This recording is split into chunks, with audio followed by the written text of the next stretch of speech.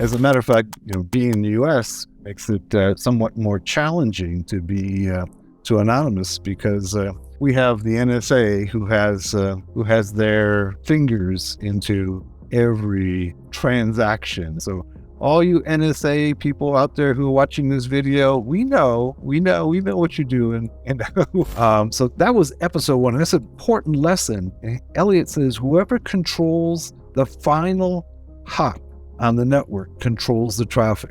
The onion routing protocol, it's not as anonymous as you think it is. Whoever's in control of the exit nodes is also in control of the traffic, which makes me the one in control. And that's the same thing that the NSA knows, is that they know whoever controls the final hop controls the network. From my experience of dealing with all of these young people, that's like their ultimate goal. Yep. Is to be able to hack their neighbor's Wi-Fi, right? Yeah. That's why they all want this Wi-Fi. They want to get the Wi-Fi of the neighbors, and they think also that maybe I should throw this in here is that they think that if they use the neighbor's IP address, that they're safe. So, joking aside, because obviously we don't recommend that, would using your neighbor's Wi-Fi actually keep you safe? A lot of people believe that if they use their neighbor's Wi-Fi, that they're going to be safe because the IP address is going to show that the neighbor was on that website. Many years ago, I was working with an investigator for, I think it was with the Navy at the time. He was what they call the Naval Criminal Investigation Unit. And he and I were talking, and he said to me, that doesn't work. And I said, why not? He says, because whenever there's a crime committed, and it's clear that the people whose home Wi-Fi did not commit the crime, the first thing we do is we start knocking on the doors of everybody within a few houses. And 100% of the time is what he said. I'm not saying this. He said 100% of the time, we will find the person who committed the crime within a few houses. All right. So he says, I said 100% of the time? He goes, yes, 100% of the time. Even though it's possible to be able to pick up Wi-Fi in some circumstances with special Yagi antennas and what have you, you can pick up Wi-Fi for a or two, right? But hackers, because they're people who think that they can get away with a crime by using their neighbors, they almost always get caught because they are using the next door neighbors or the person 2 or 3 houses down. And then law enforcement just has to go knocking on doors and asking questions. I was surprised when he told me that. He said 100% of the time. And so since that, this is over 10 years ago, I've kind of checked the cases, and he's right. 100% of the time, the person is right next door or right behind the house or in the same apartment building. Hey everyone, it's David Bombal back with Occupy the Web. It's been too long since our last interview. So glad to have him back. Occupy the Web, welcome. Thanks, David. It's always good to be back on the best IT cybersecurity channel on YouTube. That's very kind of you to say that. If you don't know who Occupy the Web is, have a look at our previous videos, which I've linked below. He's also the author of this book, Linux Basics for Hackers. Fantastic book if you want to learn Linux from a hacker's point of view. He's also recently published this book, Network Basics for Hackers. What I love about his books is he takes subjects like networking, Wi-Fi, whichever subject you're interested in, like Linux, and he teaches it from a hacker's point of view. He's also got this book, Getting Started Becoming a Master Hacker. Really great to have you back, Occupy the Web. What are we talking about today? Because this is a really good topic, I think. Well, today's topic is how to remain anonymous on the internet. This is a subject matter that is near and dear to my heart. I've just got to interrupt you before, because I want to say this. For everyone who asks, because I get this a lot, I don't know who Occupy the Web actually is, because you're anonymous to me as well. I don't know your name. I don't know where you live. I kind of believe that you live in the US, but I know almost nothing about you. So you've done a really good job of being anonymous. So I think you're the right person to talk about this. Thanks. Yeah, I am in the US. So you can tell my American accent that I'm in the US. As a matter of fact, being in the US makes it somewhat more challenging to be to anonymous because we have the NSA who has their fingers into every transaction, every packet that traverses the internet through the U.S. They don't necessarily have that around the world. They try to have that around the world, but they definitely have it in the U.S. So all you NSA people out there who are watching this video, we know what you're doing, and we know that you're looking at every packet, and they know exactly who everybody is. And the NSA folks, they have made it really clear to me that they know who I am. They have actually, they sent me messages saying, we know who you are. And they do that on purpose because the NSA, they kind of see the internet as their territory. And they want to know everybody who's in their territory. So trying to stay anonymous from the NSA is really, really hard if you're in the U.S. It's not as hard in your other countries, but in the U.S. it's really hard because they basically have taps into all the pipelines of all the traffic in the U.S., and they capture every packet and can examine it. If they want to know who you are, and they can find out. So, but if you're in other countries, it's a little bit easier to stay anonymous from the NSA and the other intelligence agencies. But it's really hard to stay anonymous from your own country's intelligence agencies because all of them have taps into the local internet. So let's say this right up front, okay? That is really hard to stay anonymous from your own country's intelligence agencies. I also want to point out that if you become a target from these intelligence agencies, it's really, really hard to remain anonymous because they have tools that make it really, really difficult to stay anonymous. David, you and I are going to do a show on Pegasus. Yeah.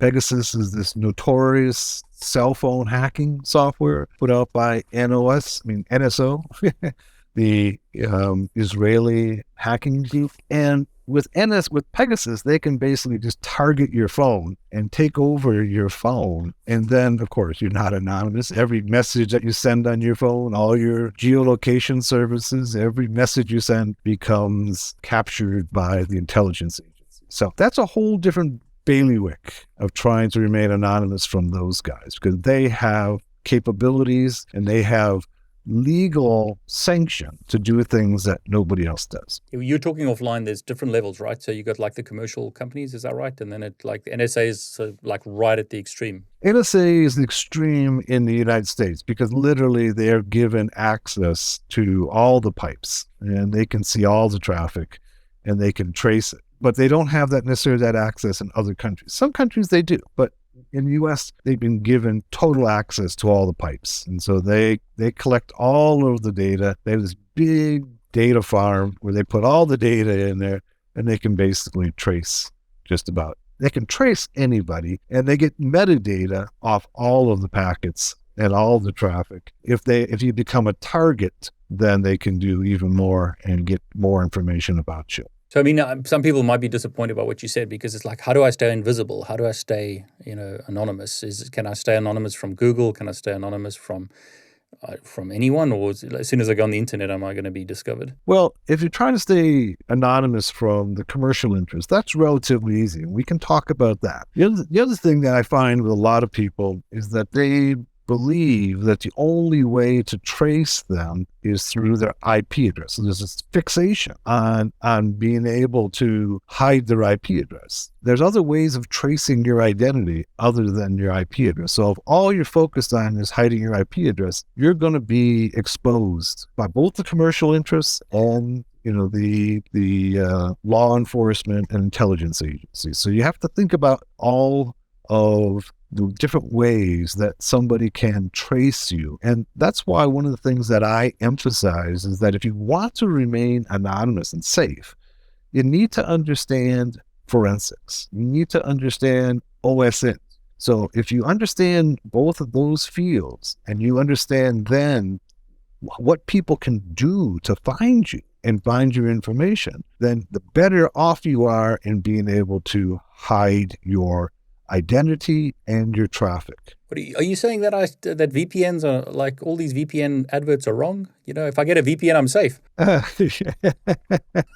Well, let's start off by saying one, okay, that you're only as safe as the VPN is safe, right? So the VPN is going to hide your IP address, right? And that's what my point I was trying to make earlier, is that there's obsession with the IP address. But the whole business has been built on this, a whole industry. Sorry, I'm just being sarcastic, And we're going to blow it apart, right? Because yes, it's a good measure. VPNs are good measure, proxies are good measures, Tor are good measures, but there are ways of tracing you other than just the IP. All of those, okay, are going to hide your IP address, but there's other ways of tracing you other than just your IP address. One of the things you have to keep in mind in trying to remain anonymous is that you can only put up, you can put up hurdles, all right, but it's almost impossible if an intelligence agency wants to find you that they do. If law enforcement is going to try to find you, they have resources, but they have to expend a lot of resources. If you're good, they have to spend a lot of resources to find you. Now, in general, most people who are navigating the internet are not thinking about anonymity.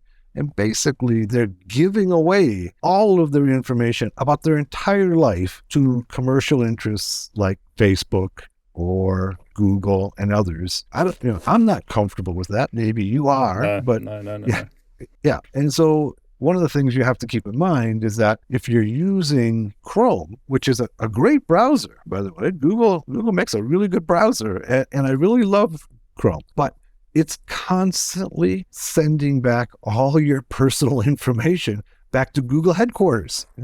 If you ever using Chrome, open up, say, Wireshark while you're using Chrome. And what you'll see when you're using Wireshark is that Chrome is constantly communicating back to Google headquarters everything that you're doing. They're constantly sending back information on you. So when you get an ad, you go, gosh, that's amazing. I was just thinking about buying that. How did that pop up on my screen?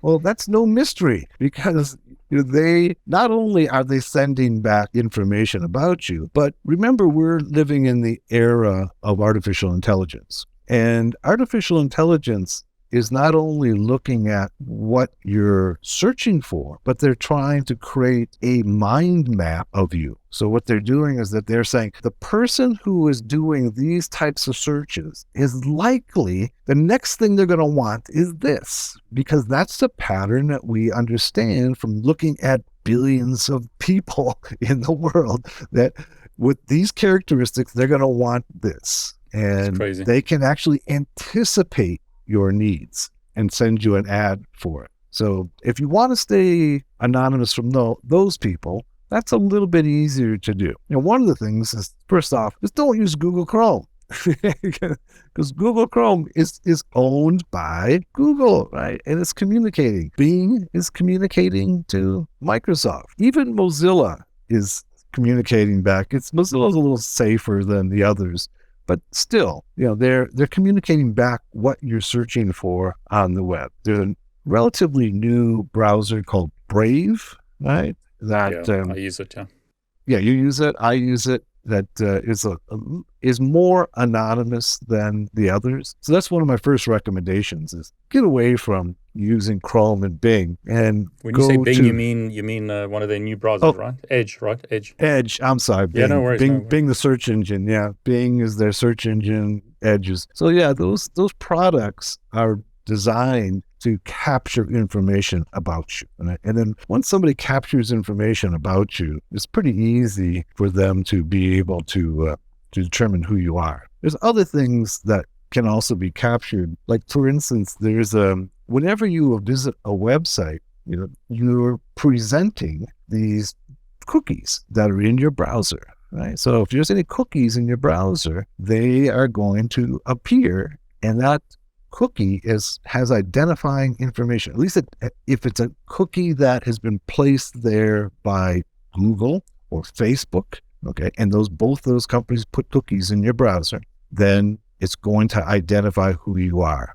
All right. So one of the things you can do with your browser is go to the settings and turn off no cookies. Now that's going to make your life a little bit less convenient, because that means you're going to have to log into every website, and nobody's going to know who you are when you go in. You log into your Facebook account, they're not going to automatically know who you are and log you in. or other services. So it makes life a little more difficult, but it's going to save your identity. So you would recommend using private browser windows, stuff like that, right? Private browser windows and just turning off the no cookies, okay, on any browser that you use. It's going to come in different places. It's usually going to be in settings, security, and you can go ahead and click on no cookies. Cookies are a lot of information. For those of you who aren't familiar with cookies, cookie is basically a text file that has information about who you are and what your interests are. It may actually include things like your username and password. This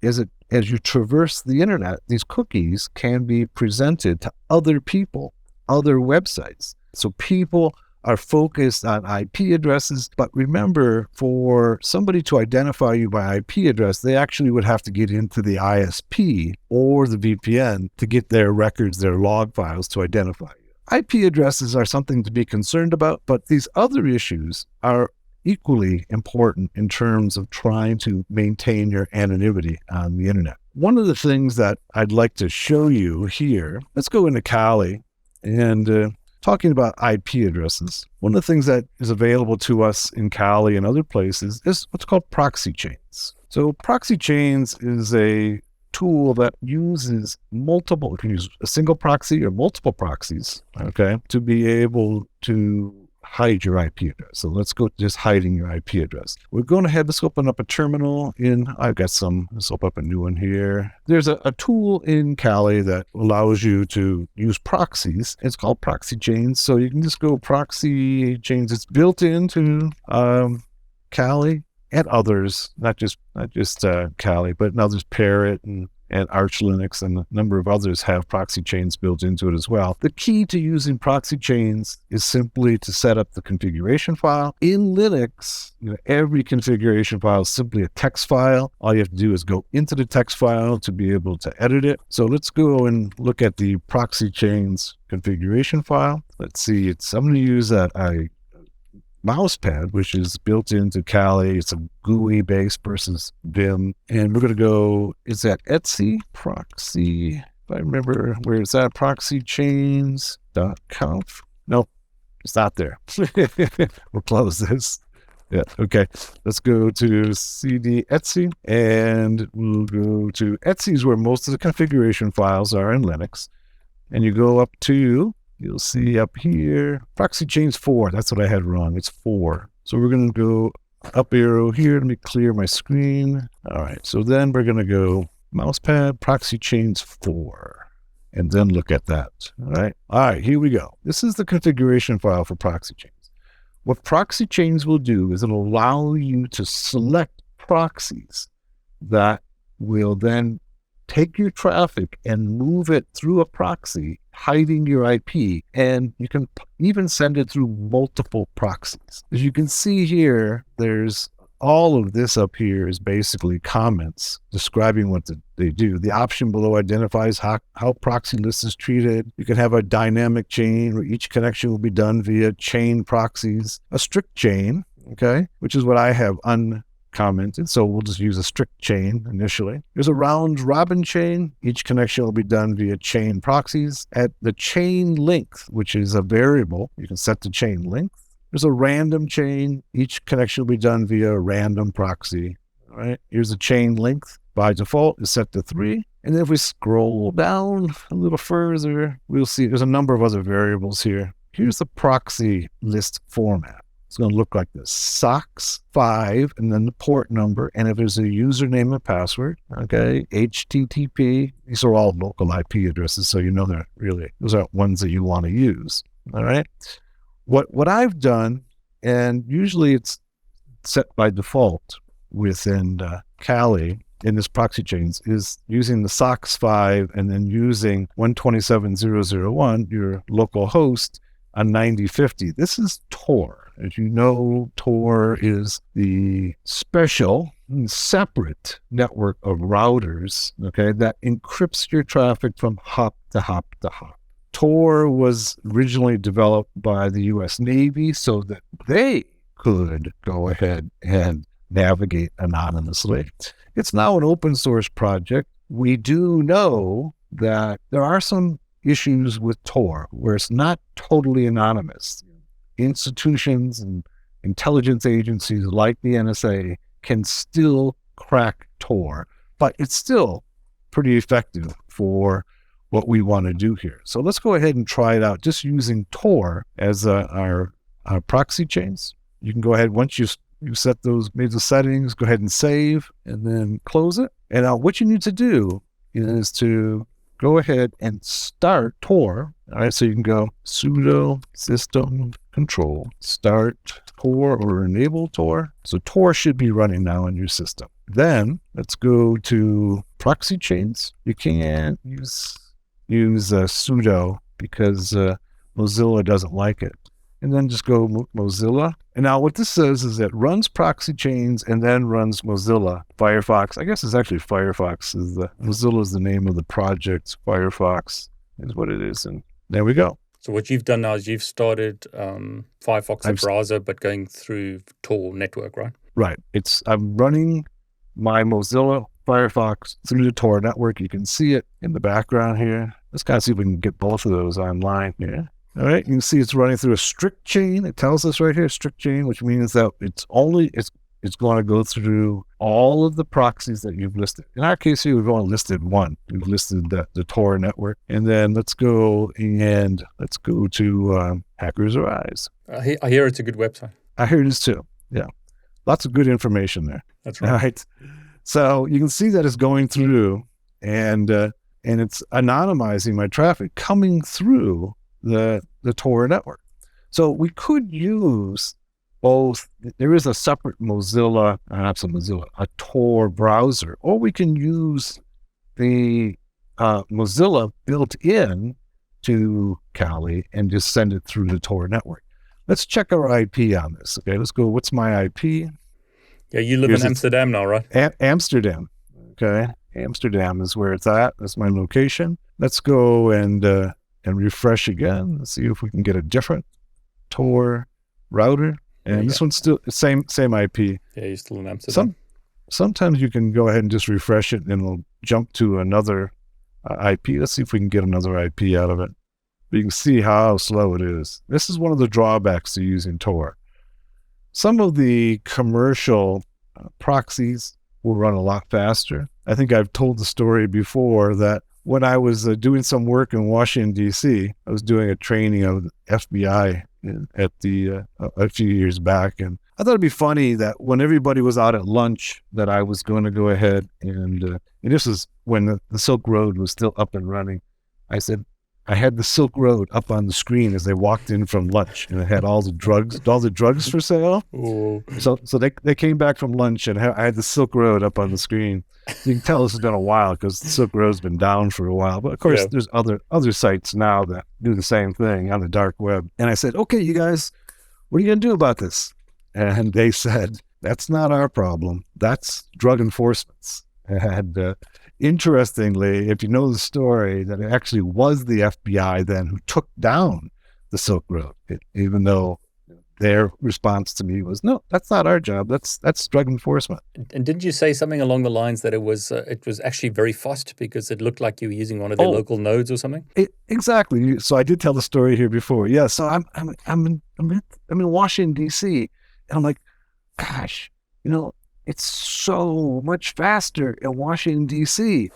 And that was before I knew that the NSA had nodes all around the Washington, D.C., so that it was running just as fast as my regular internet would in D.C., because they've got nodes distributed all over D.C. to make sure that they can see all the traffic. Interestingly, if you've watched the Mr. Robot series, in the very first episode, Elliot is able to... he goes into a coffee shop. It's like Dan's coffee shop or something like that. And it turns out that Dan is actually running a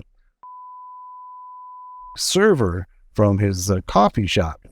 And Elliot discovers this and confronts him with this information. And he's like, how do you know that? How can you? He said, well, because your internet is so fast that I always come here to use your internet. And then I began to wonder, why is it so fast? And so he put up a node on Tor network and was able to see the traffic going to his server, and then got into the server and saw that it was all.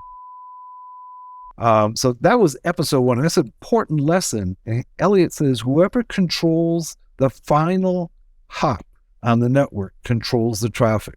The onion routing protocol, it's not as anonymous as you think it is.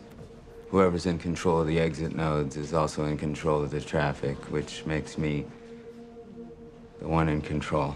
And that's the same thing that the NSA knows, is that they know whoever controls the final hop controls the network. So he did the same thing. It's easy. You can set up a router on the Tor network easy enough. You just go to the website and they have the software you can download and put yourself as a router on the Tor network. So this is the problem. You're telling us about Tor, but we could be still compromised, right? Because the NSA could have like exit nodes. Exactly. Whoever has that last exit node controls the traffic.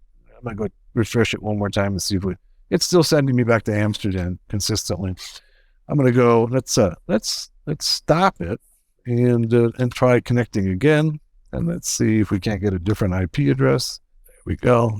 And let's go. What is my IP? See, it's coming out with socket errors or timeouts whenever I go there. Let's go to Google again, right here. Let's go. What's my IP and see if we get a different IP this time. Here we go. Detecting.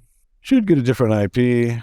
Just give me the IPv6, but not the IPv4. Yeah, at least. Well, this would actually be best, right? If it's the IPv4 is not detected, but it does have the IPv6 and it's still working on it, and it still comes back with not detected. So you could make the case that that's even better. That's not detecting it, but I think it's basically the website is the problem, and not that the IP address is not known. Okay, so I'm going to go ahead and shut this down. I'm going to go ahead and shut down our proxy chains. One of the other things that I wanted to show is that there's actually a tool called AnonSurf that you can install on your Kali that will automatically send all your traffic, okay, through Tor. So let's go there. Okay, we've got it installed now. All right, so now we've got a directory called Kali AnonSurf. Let's just take a look and see where it's at.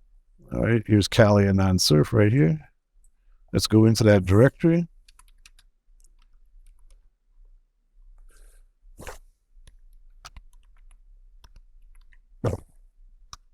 Okay, let's take a look inside there. There's the installer, and then we got to run sudo installer sh. Gives me errors while processing. Let's see if we can get it to run. Okay, go sudo AnonSurf start. There it is. We're running AnonSurf. Okay, you can see it. It's killing dangerous applications, cleaning some dangerous cache elements, stopping IPv6, starting anonymous mode, saving IP tables rules, modified the resolve.conf to use Tor and private internet access DNS. All traffic goes redirected through Tor, and you're under an AnonSurf tunnel. So now what happens is that everything you do on this operating system is going to go through the Tor network. It's going to be a little bit slower, but it's going to give you better anonymity than it would otherwise. So your IP address is going to be hidden, except from the person who has the exit node on the Tor network. And hopefully that's not the NSA or the law enforcement. So a couple of the things that we want to talk about. We talked about using a browser like Brave, okay, that's not collecting alarm cookies on your browser. One of the things that people often ask me about is what's the safest operating system? And there's a number of them that are out there that, all of them pretty much are using the Tor network to make you more secure. I found that using Kali, using the AnonSurf, actually works pretty good, pushing everything through the Tor network. The other issue that people often ask me about is, how about using a phone? Isn't a phone a major vulnerability in trying to Android, remain yeah. anonymous? Whether it be Android or Apple, because both of them can be hacked by Pegasus, right? And so one of the things about your phone is that you probably don't want to use your actual phone whenever you're doing anything that where you want to remain anonymous, because the data that's collected from your phone is all available to law enforcement. They can trace your geolocation. They can see your messages. One of the things that I recommend is to go out and buy a burner phone. A burner phone is simply a phone. It can be a cheap phone.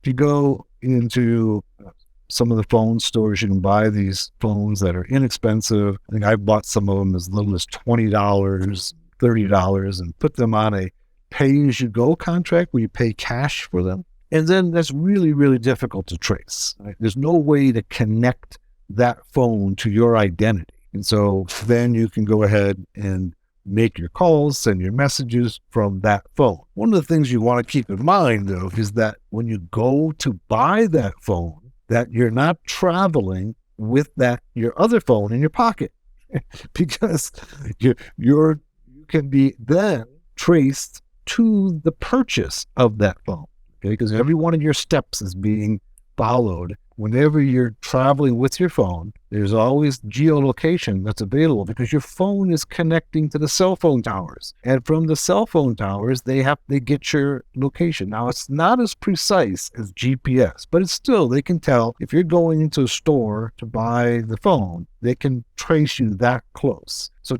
don't take your phone with you, all right? Go buy your burner phone. Use your burner phone for anything you want to remain anonymous. Do not do any of the same things on your usual phone, your normal phone, as you would do on your burner phone. Do not go to the same websites. Don't go use the same browsers. And so that's kind of the rules of thumb for using a burner phone. Ultimately, if you really want to remain anonymous, I recommend using 2 separate systems.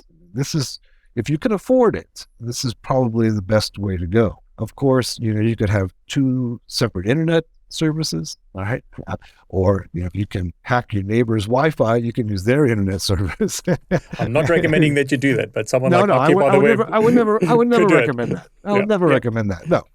And then you could use somebody else's IP address, maybe, but keeping your activities separate in 2 separate systems is going to be one of the safest things that you can do. So you're using a different browser, you're using a different operating system, you're using a different IP address, so they can't be connected back to you. One of the things I also do is that I create false profiles.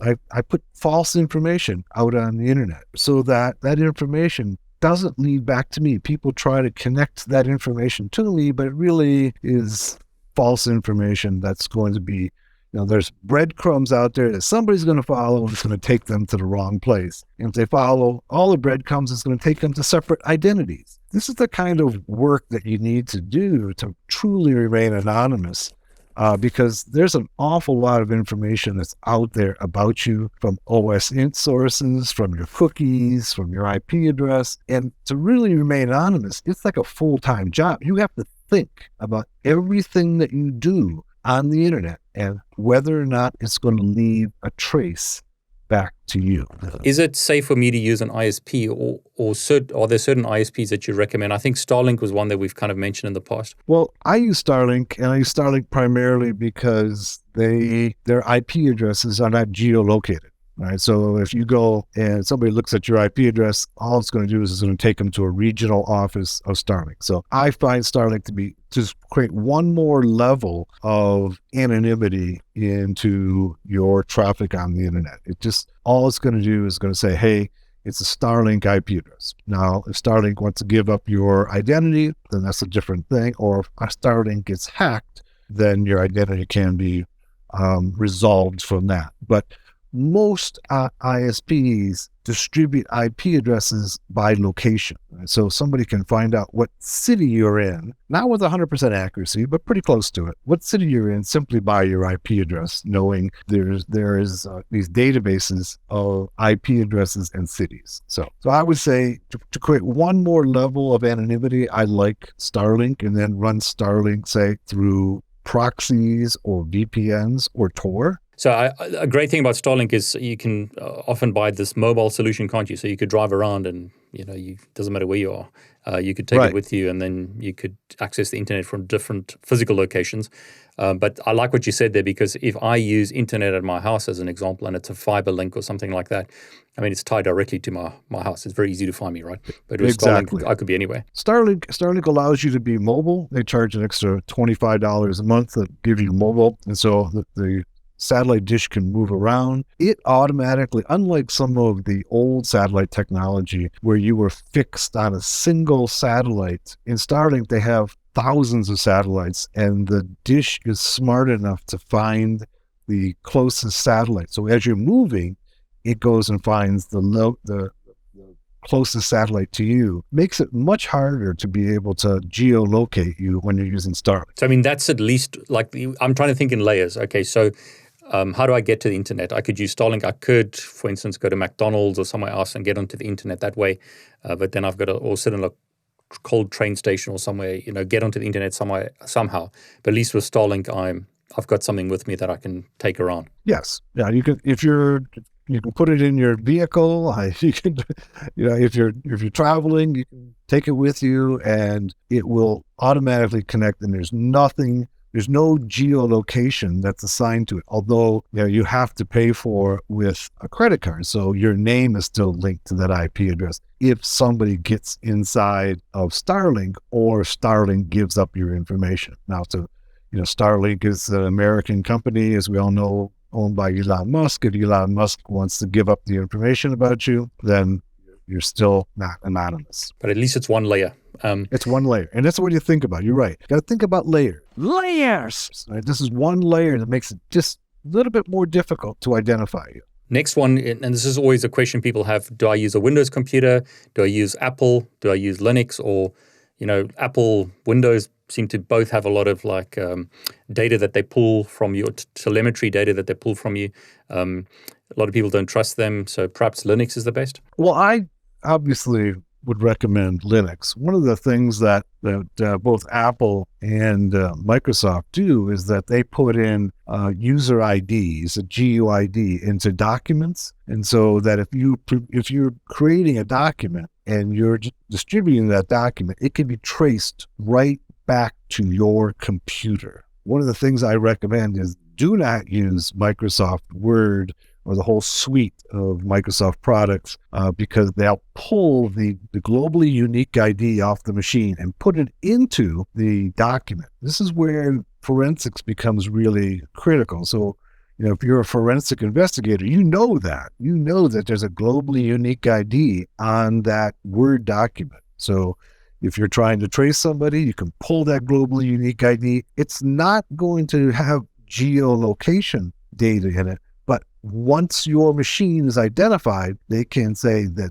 this document came from this machine. Is it safe enough to use a virtual machine, or should I have a dedicated physical machine that runs Linux? Physical machine creates one more layer. If you're going to run multiple machines, I would recommend one machine that you're doing stuff that you don't want to be traced on, and one machine that you're doing everything else from, if you can afford that. If you can't afford that, I would say run a Linux machine in a virtual machine, such as VirtualBox or VMware Workstation. It's all about cost versus what you're really trying to accomplish, right? So, I mean, if you really want to go hardcore, you got to spend the money to do something like that, I would say. Yeah. Yeah. If you want to really make sure that you're not going to be traced, you want to go and spend a little bit of money, possibly have two systems. One of them that you're only doing the work. You're going to have a separate identity for each machine, right? And you can create separate identities and not have them be connected in any way, shape, or form. So we mentioned Starlink. So as an example, I could have an internet connection at home. That's my normal internet, let's say fiber or whatever. And then I have a Starlink, which I do all my anonymous stuff on, and then I have like a Linux machine that I use for my anonymous stuff, and then perhaps whatever operating system I like for my normal stuff. What about phones? Because like they all seem to be, choose the worst type. It's like, is it iOS, is it Android, or do I have to go and use Graphene or something like that? That's a good question. Basically, the most important thing I think is simply have a phone that isn't linked to any carrier, right? To any carrier and any credit card. Because once you've linked a credit card, you pay for it by credit card or have a service through any one of the major carriers, then you can be traced. These burner phones that you can buy for cash, you can pay for them with cash, the service for cash, month to month, the service with cash. That's really the only way to make certain that you're going to remain anonymous. And like I said, they should not be in the same location, right, at the same time. Right?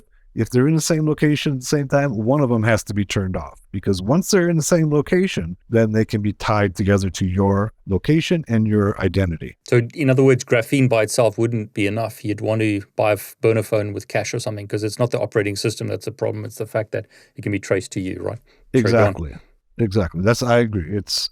What I feel safest with is simply using a burner phone, right? That's what I feel confident that can't be traced. And what about VPN versus Tor? There's always good argument on YouTube and on the internet, and that's why it's great to get your opinion, because you're well experienced in this. Should I use a VPN like XYZ VPN, or should I use Tor, or should I use Tor over a VPN? Or, what would you recommend? It all depends upon how much protection that you want. VPN for the average individual who's trying to protect themselves from commercial services, VPN generally are going to be pretty good. But remember that you're putting your life maybe into the hands of the VPN developer. They have all of your information. If they get hacked, right, and they do get hacked, then all of your information is available. So that's a trust that you have to place in them. So for the average user, a VPN is going to be fine. If you're working in cyber warfare, where your life is dependent upon remaining anonymous, that may not be adequate. In that case, in a cyber warfare environment where your life is dependent upon remaining anonymous, I would prefer either proxies or the Tor network. Proxies can pose an additional problem, once again, that they can be hacked as well. I would never trust a free proxy, all right? Because why would somebody put up a free proxy? Why would somebody put out a proxy? Because it's the NSA. What's that? It's because it's the NSA. Because the NSA, exactly. Or it's a GRU or whoever. So remember that the NSA, the GRU, all the intelligence agencies, one of the things that they want to know is everybody's identity. They know that people use proxies. So their job is to figure out who you are and what you're doing. If you were them and your job was to find that out, wouldn't you put up free proxies? Here, connect to our free proxy. And of course, we keep no logs. And of course, that's what they advertise. And that way, they can at least get some of the traffic going through their proxies. It doesn't make any money. So they have no business model there's no legitimate business model to keep you safe. If somebody's putting up a free proxy, there's no legitimate business interest to keeping you safe. As a matter of fact, there's an interest in keeping you unsafe, in selling your data. So I recommend, if you're going to use a proxy, use a commercial proxy where you're paying somebody to keep you safe. So let's take it to the extreme. I mean, let's say your life depends on it. You're a journalist or someone who's involved in cyber warfare, something like that. You really want to keep yourself safe. So if I understand correctly, you're going to have two infrastructures, one for like normal and then one for anonymous stuff. So Starlink or whatever it is, separate infrastructure, separate laptops, separate phones, burner phones. You're going to buy that with cash if you can. You're going to use Proxy Chains, or you're going to use Tor, or something like that. Is that right? Anything else that I've missed? No, I think that pretty much covers it. I just want to make sure that when you're using those two separate systems, that they do not intersect. The sites that you visit, the things that you do, the information that you provide do not intersect, because that intersection can be detected by people who are trying to determine your identity. Do I need separate homes or separate locations? Like you said, the phone. I mean, I'm just trying to think. Like you said, don't put the two phones together, right? So I'm going to have to put that in. Don't put two phones together on. Okay. I mean, you could put Okay. one of them in a Faraday cage, okay, just so that the location doesn't show, the geolocation services don't show them being in the same location. Because once you've revealed that, so for instance, if you have an Apple phone and you've got a burner phone and they're both sitting in your office and they're both on, right? They're both showing that they're in the same location. You've suddenly given away your identity as the person who owns the iPhone, right? That burner phone has now been linked to that iPhone. So you put the burner phone in a Faraday cage, or you leave it somewhere else and you don't bring it to your home where you do your normal stuff. Or you just turn it off. What I really appreciate about Occupy the Web for everyone who's watching is it's not sensationalist nonsense. He's giving you the, really good information. So Occupy the Web, thanks for doing that. Of course, anytime, David. So Occupy the Web, another one we didn't touch on is email. Do you have any email providers that you could recommend for secure email? Because email seems to be one of those things it's easy to find people. Yes, email can easily be traced. And so one of the things that I like, and those people who have worked with me and been my students or in some way associated, know that I use Proton Mail. Proton Mail is the only one that I feel comfortable with. They are based out of Switzerland. It's end-to-end encryption. You might ask yourself, well, what difference does it make that they're in Switzerland? Well, the Swiss have particular laws that protect people's privacy more than even the EU does, or certainly the US does, because the US doesn't really have any good privacy laws at all. Switzerland has long had a history. That's why there are these Swiss bank accounts, right? Because the Swiss have special laws of protecting people's privacy. Even if you have end-to-end encryption, in a service, then if the servers get compromised or law enforcement shows up, that's often what happens. Law enforcement shows up and says, we think that we need to have the data from your servers. That's less likely to happen in Switzerland than it is in other countries. It's happened in the US, it's happened in Germany, it's happened in Australia, where law enforcement shows up and wants the records. Canada, where law enforcement shows up, we want the records, and therefore that all of your email and all of your communication is then compromised. Switzerland has laws that protect privacy that's more strict than other nations do. And Proton Mail, I've been using them for, I actually got one of the beta accounts at Proton Mail when they first opened up. You had to actually ask for an account, and you had to wait like 3 or 4 months to get an account. So I've been with them a long time, and I have a lot of confidence that they're going to do as good a job as possible to protect my information. There's a number of others that are out there as well, including MailFence, Private Mail, Anon-Addy, Guerrilla Mail, Secure Mail, what have you. Those are all out there as well. As far as secure operating systems, some of the hardened operating systems include Cubes, Subgraph, hardened BSD are all good choices. You want a hardened and safe and secure operating system. One of the things I do want to mention before we finish here, and that is that a lot of people believe that making transactions in Bitcoin is untraceable, and that's not true. All right. As a matter of fact, I have a class coming up, I think it's in December, on how to trace Bitcoin. If you're trying to remain anonymous and you're using Bitcoin, Bitcoin is traceable. It's not easy to trace, but it can be traced. So it's not going to maintain your anonymity. But also remember that maintaining anonymity is a matter of throwing up a lot of roadblocks to the people trying to trace you. So the more roadblocks that you can put up, then the harder it is to trace you. But Bitcoin, a lot of people believe that they can simply purchase things with Bitcoin and be safe. Now, some of the other cryptocurrencies have better anonymity than Bitcoin does. So, and that's one of the things that I think we're going to talk about in the future. That'd be great. I could do a video on that. So, and everyone who's watching, please put in the comments below, would you like to see a video on Occupy the Web showing us how to trace Bitcoin transactions? One other thing we want to talk about is anti-forensics. I have a class coming up this summer on anti-forensics. First of all, I recommend if you want to remain anonymous that you study forensics and OSINT. But after you've studied it, then you have to focus on how can I keep the information off my machine. This includes cleaning off any files off your system. As we know that if you delete a file on your system, it still is there. So you have to overwrite files on your system. And then, of course, you want to clean your bash history or wherever you're entering your commands. What would you say to people who say that the only way to do operating systems is to run it in RAM? So you boot off a USB or something, and it's all in RAM. And then when you finish, you pull that out and it's all gone. Well, I think that's a really good idea. That's certainly an option, is to simply run your operating system all in RAM, say off a flash drive. And then once you've taken the flash drive off, everything is gone. I mean, it is still possible. Well, if you reboot the system, everything is gone, and nearly everything's gone from RAM. Okay, there's still, forensic investigators can still pull some information from RAM even after you've rebooted the system. Remember also that operating systems, when the RAM is full, it begins to write to the hard drive, right? There's swap files. So the strategy is a good one, but it's not 100%. That's my point. Right? None of these strategies is 100%, but if you put up enough of these anonymity strategies, the safer you're going to be. We spoke about like buying a separate laptop or something for running Linux on, but you could perhaps boot into RAM on that laptop if you just want to, you go to the next level. So it's just like layers and layers and layers of right.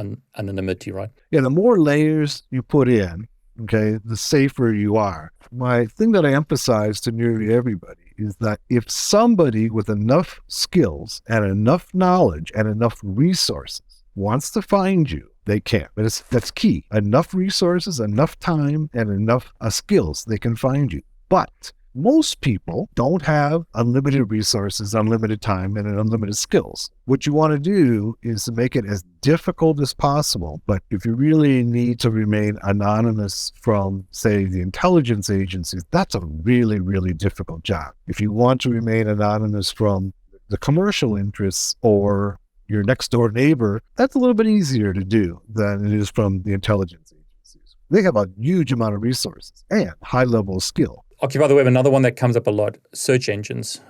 Google's tracking you like crazy. What about DuckDuckGo? Some people say bad things about them. Do you have any favorite search engines? What I would prefer, okay, is to use DuckDuckGo in Brave, all right, the Brave browser. Google is probably the worst in terms of tracking your information.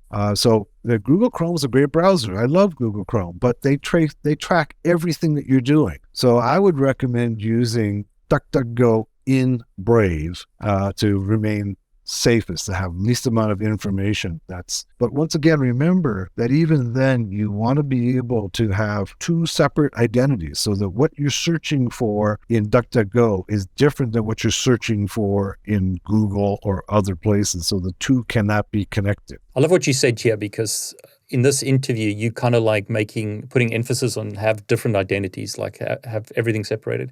A lot of people, I think, make the mistake that they use the same devices or go to the same websites when they're trying to be anonymous and when they're just normally surfing. And I'm glad that you've really highlighted that. So a technical solution isn't the answer to everything. It's like make sure that you separate your behavior, if you like. Exactly. And also, one of the things that I do is put out false information. Yeah. So Yeah. I leave behind false information that will take people to other identities, so that when they're trying to trace me, all of them are not leading to the same identity. They're leading to multiple identities, and that can at least obscure and make it more difficult to find you.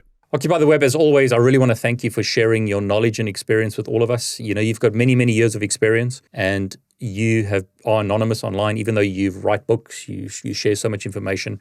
So thanks for sharing your warnings and your tips with all of us. I really appreciate it. You're welcome, David. I always enjoy being on your show and look forward to doing more of these with you in the future. So just for everyone who's watching, ideas that we've got, let us know in the comments. Ideas would include Pegasus, talking about that. What other ones do we think about? Was Bitcoin, right? How to trace Bitcoin? Forensics, yeah. What about like Wi-Fi hacking? That would be a good one. Bluetooth, I think, is another good one. And we definitely want to have Mr. Robot, right? And we'll do more with Mr. Robot as well. So for everyone watching, please put your comments below, things that you'd like to see. OccupyTheWeb, thanks so much. Thanks, David. See you soon.